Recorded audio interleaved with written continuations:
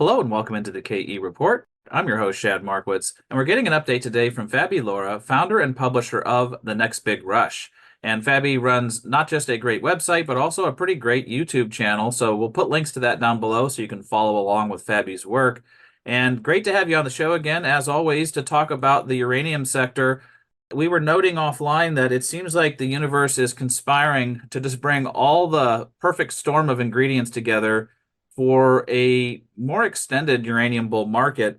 We were talking about the supply side of things and how whether you look at the situation in Niger not having really resolved completely, Kazakhstan having increased taxes and still not getting enough acid for their production, or this news recently, like I'd like to get your thoughts on, where Australia has now banned the development of the Jabiluka project, which was held by Energy Resources of Australia. Really, that's just Rio Tinto because they own about 85% of the company. But it seems like whether you look at Kazakhstan, Australia, Niger, there's just not a lot of supply coming online, and even Cameco in Canada has been behind. So, what do you make of the supply demand fundamentals continuing to tilt towards a longer sustained bull market?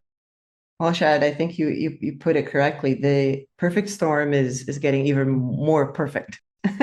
I know that it's not something that most people would expect once they enter a trade or even a long-term investment. But what we have to realize is that whenever people first started talking about uranium as, this very strong fundamental thesis of constrained supply and increased demand, part of what we're seeing right now was already built into that narrative of a good few years ago.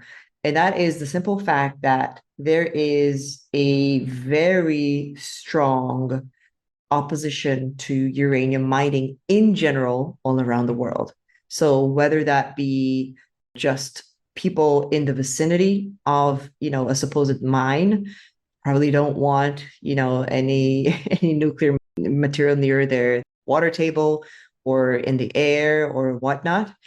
And also that actually goes up to governments, and whether that be local governments or actual countries saying, we don't want to mine uranium. The ones that do, such as Kazakhstan, see it as something that is precious, however finite, and they want to tax even more of it, which will not increase production in and of itself. Basic supply and demand. If it's more expensive to do so, they will likely produce a little bit less. And so, yeah, this is it. I never asked for this. I think that we had kind of a situation that was good enough to be sustained, but this is much better than what I envisioned a couple of years ago. Well, and when you look at the stance that many nations are taking, I was just reviewing again the COP28 conference that was in the UAE, and 25 Mhm. different countries committed to tripling their nuclear energy capacity on the planet by 2050. So that's a pretty big statement. I mean, these are 25 UN nations that are saying we're going to triple our energy output using nuclear power. That's a pretty big statement because most of the people have just been pointing to the advances that China's been making, but there's actually a lot of other countries that don't get a lot of airtime that are building new nuclear plants or switched their philosophy on it. But how do you dissect that with the other side of the fence you just discussed that nobody wants uranium in their own backyard? That's exactly what makes it such a sweet opportunity for speculators like myself, because we have to understand that countries, the way they make decisions is very slow. And everything in the uranium sector, in the nuclear fuel cycle, is slow naturally. But when you think about it, if that many countries are coming together and putting out news regarding being pro-nuclear and turning more or turning back towards nuclear, it means that the decision was probably made a couple of years back. They didn't all get together at a pub the night before and then said, "Hey, you know what? I have an idea. Let's mix up our energy grid a little bit and let's add more nuclear to the mix." These are policies that have been planned, thought out, and partly executed years in advance, and now they're just making it more and more obvious, which just goes to show that this is just a type of thesis that is very, very unique. There's absolutely nothing like it. I love gold. I love copper. I love silver, but there is nothing like the unobtainium that we have in uranium, which is, very unique in its physical and chemical composition. It cannot be changed for anything else. There's no substitute for it. And there's a need that, it beats solar, it beats coal, it beats wind power, it beats just about anything. And countries are realizing this, that with modern life the way it is, if we want to advance and have any shot economically to compete with other countries, then we got to get our stuff together and say, you know what? We need baseload capacity. We need baseload generation that has to come from nuclear. Therefore, we're going to go ahead, bite the bullet, spend the money, and build more nuclear plants. End of story. And for that, guess what? We need uranium. And so this, I think, for those people that have not yet entered the trade, I think this might be looking like a very, very generous sweet spot, possibly.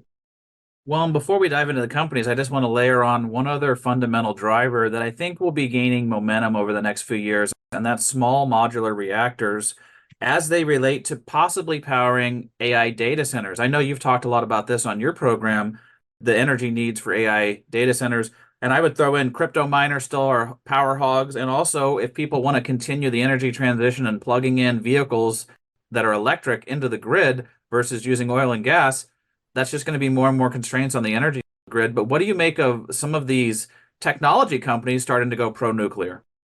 Yeah, so I think the technology companies overall, they're just more pragmatic than, even most governments and most other institutions. And so in order to get to the end result, which is this massive AI revolution that we're living through right now, I don't think people realize just how much AI is going to revolutionize our everyday living. I cannot wait. And I'm not going to get into the subject because it's in my heart that this is actually going to be one of the best things that has ever happened in my lifetime, probably even better than the internet. Cannot wait until AI gets into things like the medical field and really take hold of it. I think the quality of life that humans are going to have because of AI is going to be just a jaw dropping. And our children and grandchildren are going to be wondering how we kind of made it without that kind of technology. But going back to your question, the need to power that is going to increase, I think, to an extent that if you back off for, like a very, very, very, very long term view, I think energy costs are going to go up to such an extent, even if we do build more SMRs, even if we go all in on nuclear and other types of energy generation, that I'm very excited for what's to come out of that. I think that, when SMRs decide or get approved and built, which we're very much in the early days of, I think you're going to get some sort of breakthrough that is going to eventually make energy a lot cheaper. Then I think it's going to be, a time when we look at exiting the energy trade for sure, because somebody's going to come up with a cheaper way to generate energy. But until then, we're at a point where these SMRs are not currently in any analyst's forecast.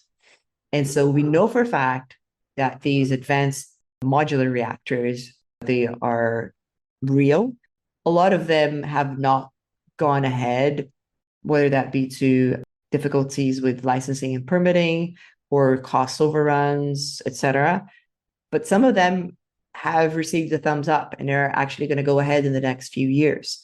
And so what I'd like to see is maybe even trying to work out which companies can actually replicate their design and grow more quickly. I think that one of the problems with nuclear currently is that each plant is very unique. And one thing that the nuclear industry really wants to improve is being able to replicate what has worked before. And so instead of, starting planning and designing from scratch to make something more cookie cutter, but the demand, as we're trying to figure that out, the demand for uranium is just going to grow because nobody's even counting on SMRs to power, data centers for AI. So you have this massive technology breakthrough, which will require more energy. And for now, we have the constraint that the best energy source for it is a commodity that, in and of itself, has very constrained supply. If that's not a perfect storm, like we've mentioned before, I really don't know what is. Yeah, so the demand is just going to continue to grow, and even companies like NuScale Power had, I think, six SMRs approved. They just ran into a little permitting snag, but obviously they have six plants where people are saying, raising their hand, saying we want them. And then Bill Mhm. Gates's Terra Power is Yeah. moving ahead, even though they don't have their permits, and they're building these small modular reactors. And one of the things they mentioned was the hardest thing for them was getting enriched uranium fuel, because it's not just the uranium, it's when it goes to the UF6 and then enriched uranium fuel, there's a lot of bottlenecks, especially with the Russian sanctions. So a lot of things stacking up to mean higher prices. But let's talk about supply, the mining side of the business, which we can invest in.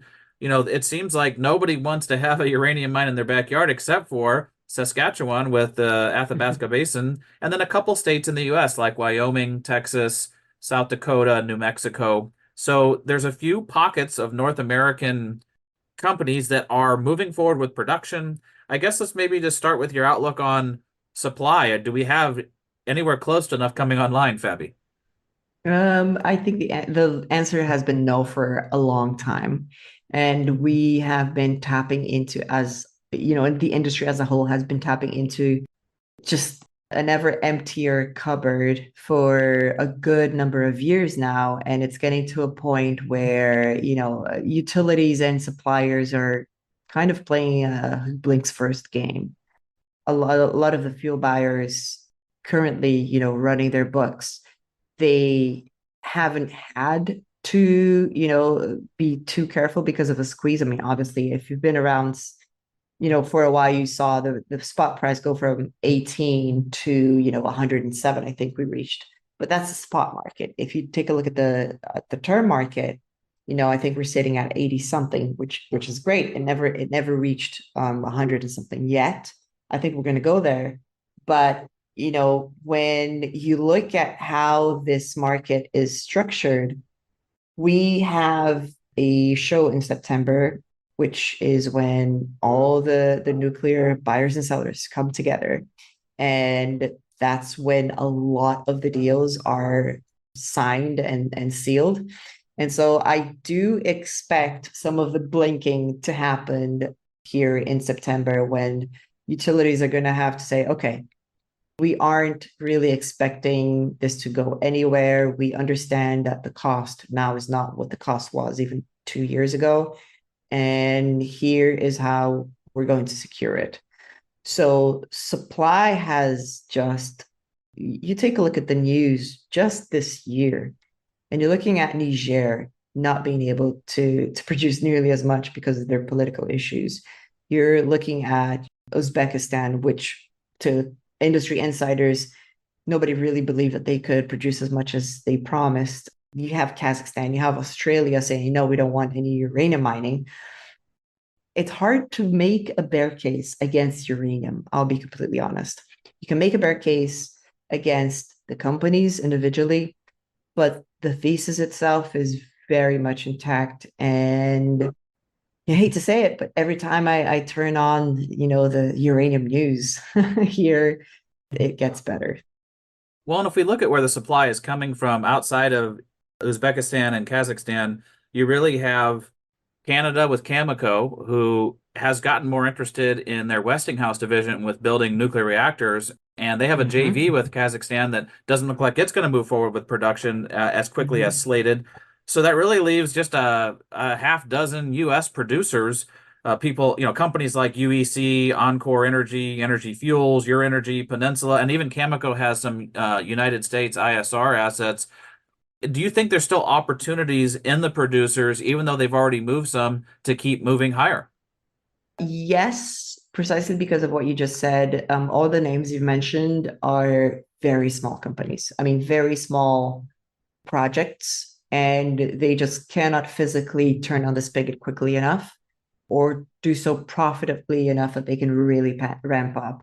So, the US as a whole has a lot of uranium, but it's very spread out in all these smaller, lower grade projects, which, makes it for a really interesting story for any individual company. But when you take a step back and think, okay, so Niger has really slowed down, even Global Atomic, which was the market darling for several years, just doesn't seem to catch a break. And their uranium is not going to come online for a while now.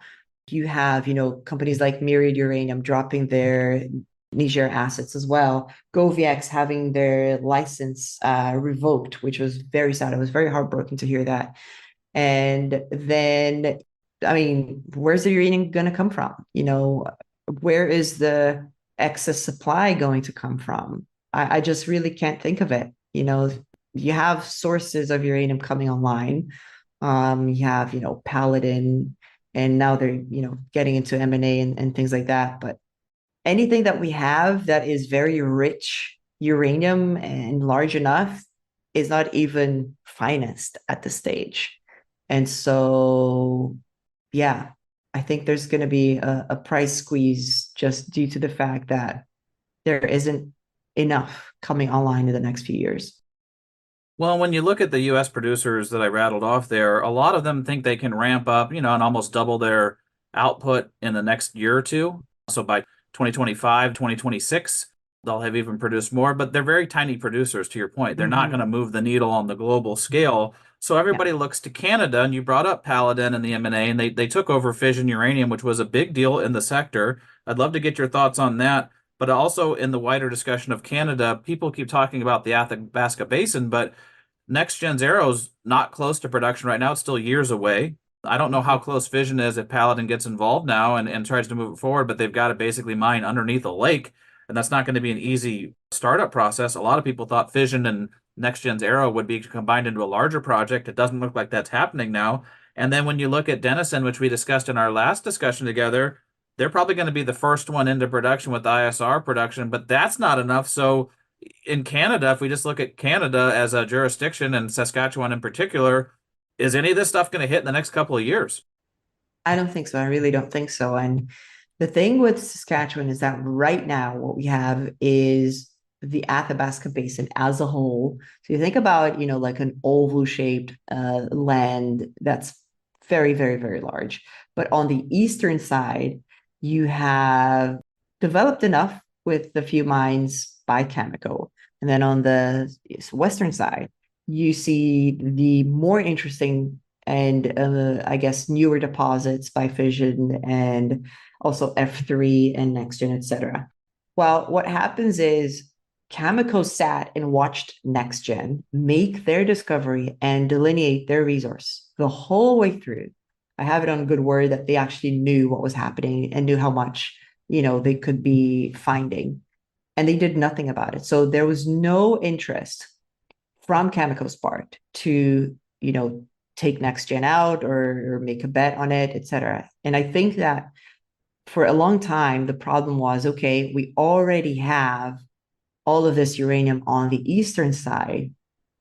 We don't even want to be in uranium mining anymore. That's why we're going to go, and do the Westinghouse, et cetera, et cetera. So Cameco wants to move away from mining, and they would be up until people actually caught on to the idea that they were not, going to bid for any uranium mines, the best suitor, to develop the rest of the basin.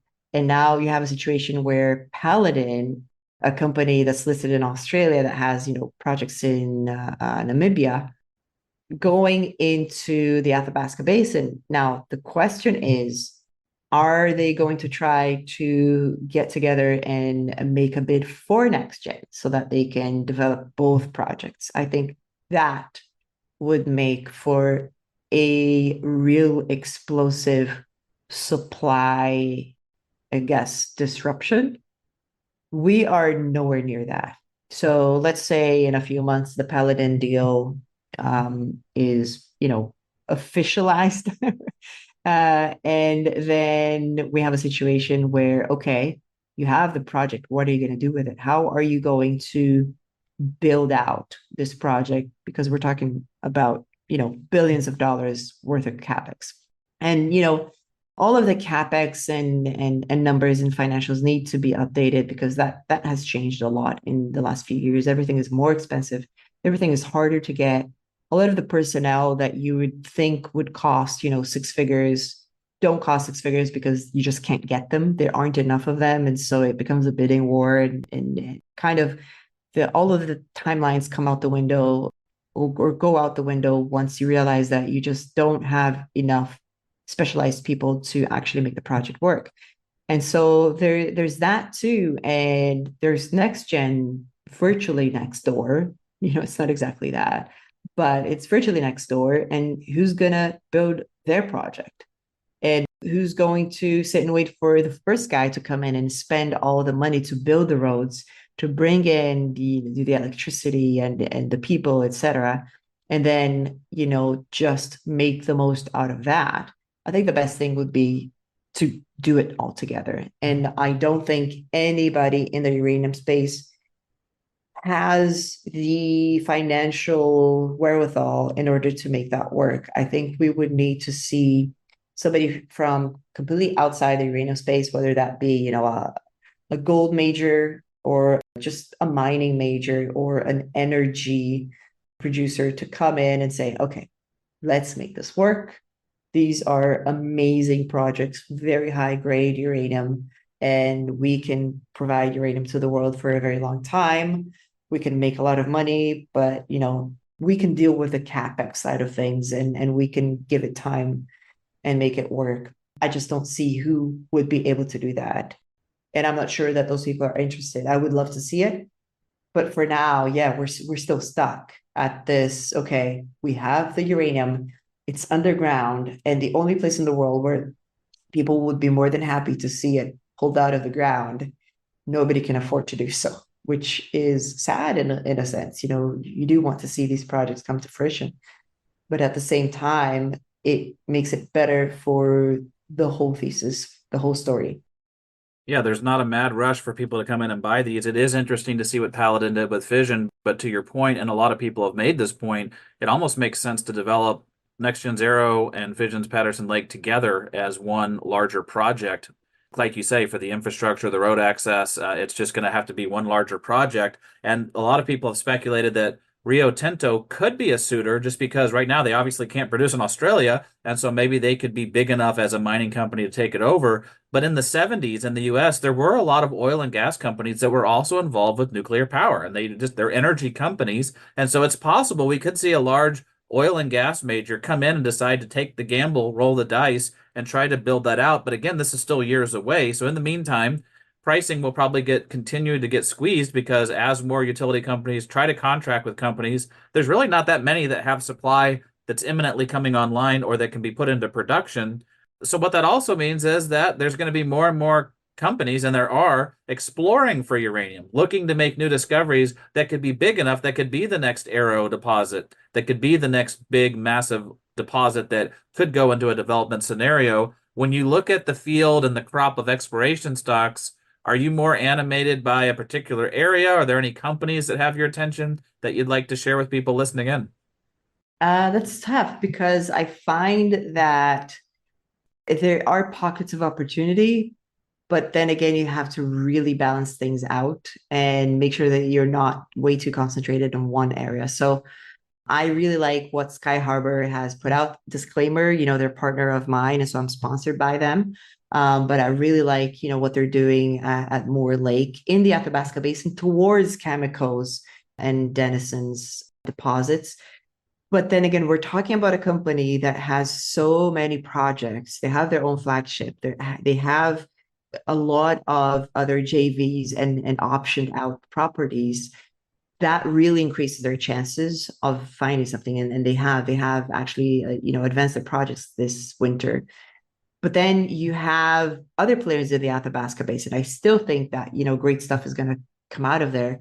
You also have Forum. So Forum is up in Nunavut, and what's happening in Nunavut is actually quite interesting. I don't think enough people talk about Nunavut, so I'm going to just take a quick moment to do that. I always talk about the U.S. when I go on these interviews, so if you'll allow me, I'll talk about Nunavut for a change.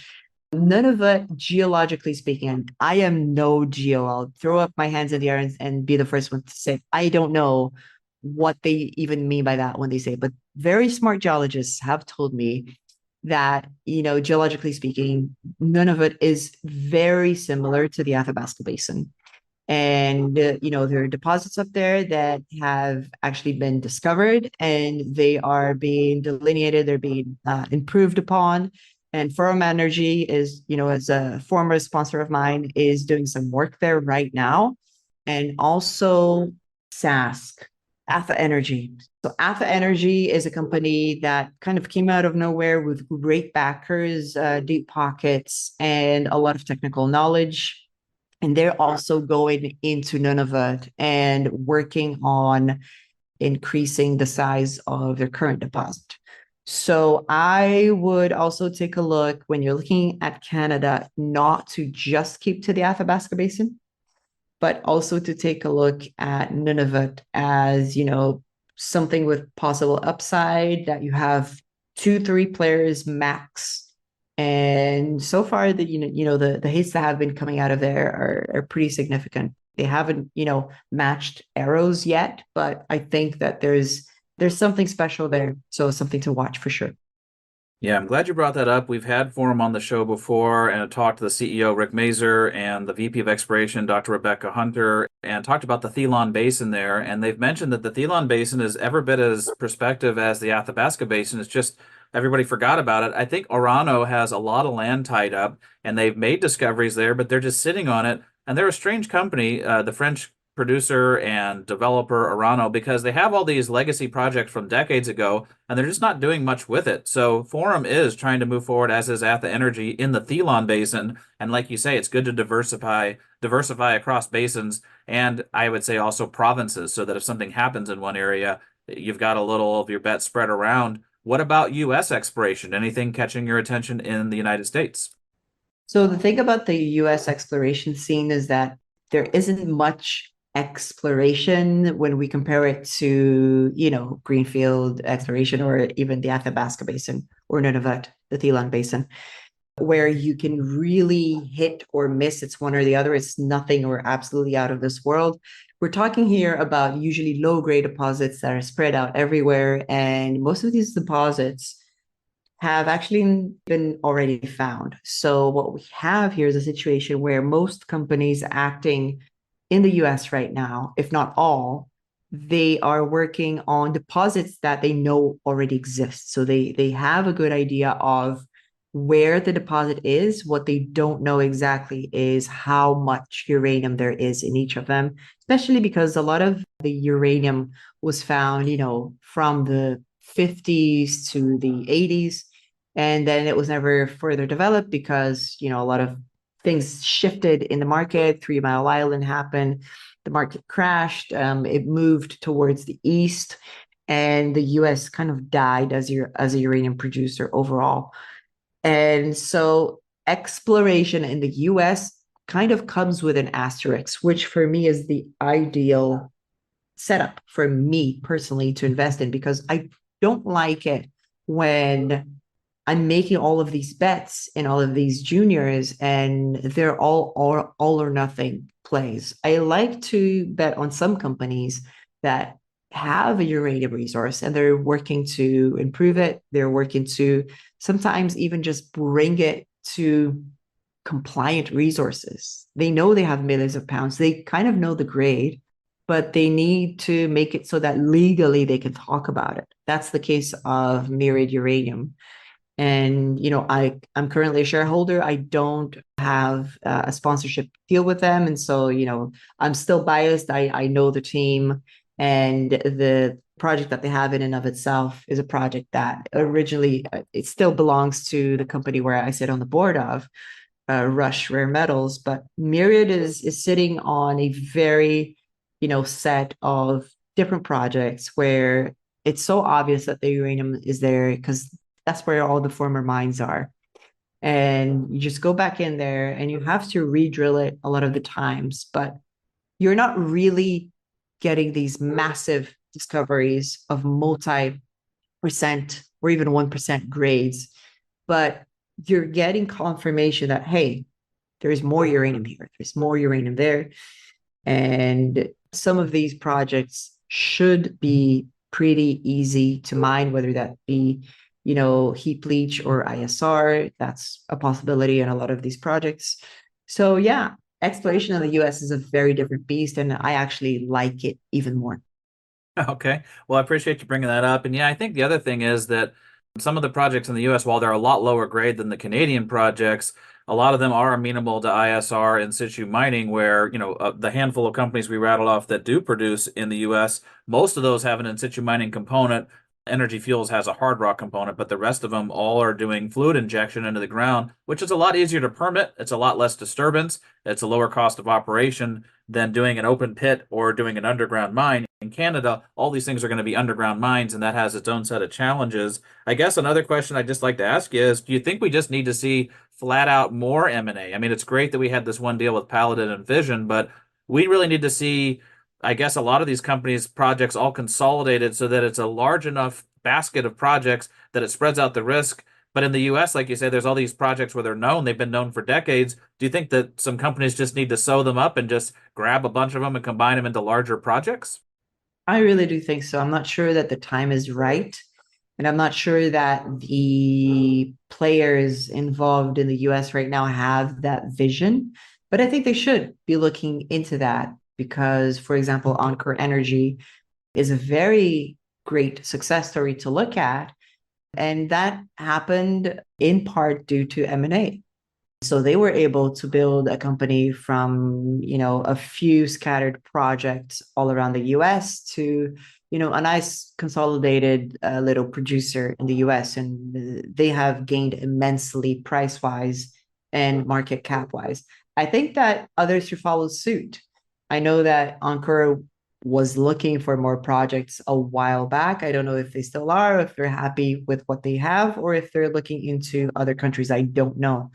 But I think that it would be great to see, fewer companies with more projects. At the end of the day, it doesn't make sense for us as investors and speculators to be backing, 10 different companies with 10 different management teams, 10 different offices to pay for and CFOs to pay for and listing requirements to pay for when we could have, maybe three of them instead of 10. So I think that the market as a whole would gain from that.